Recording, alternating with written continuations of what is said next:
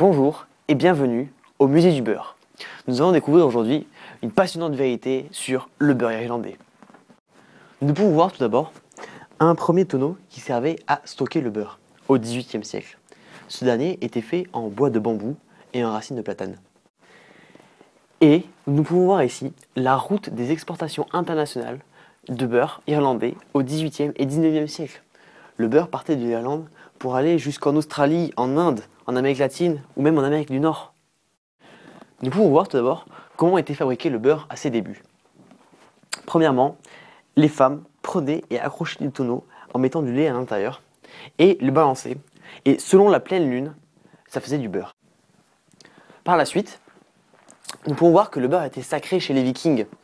En effet, il était plus cher que l'or, donc ils le faisaient et l'enterraient pour le protéger pour leur progéniture.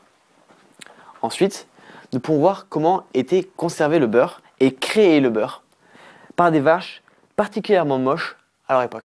Nous pouvons voir ici une jarre en bois avec du lait fermenté à l'intérieur.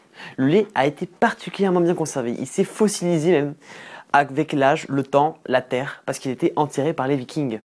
Je vais vous présenter maintenant une infime partie de la consommation de ce produit, la mouillette.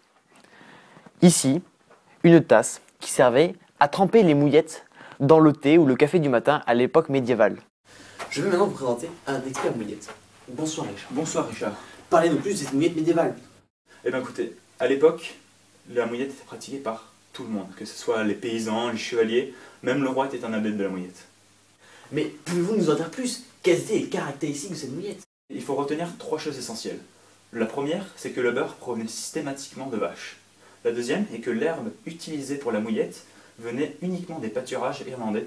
Et la troisième, le pain utilisé pour cette pratique était uniquement et exclusivement du pain de seigle. Eh bien écoutez, merci Richard pour ces précisions. Je vous en prie Richard. Et bonsoir. Bonsoir. Ce reportage est maintenant terminé. Merci d'être toujours aussi nombreux à nous suivre. À bientôt.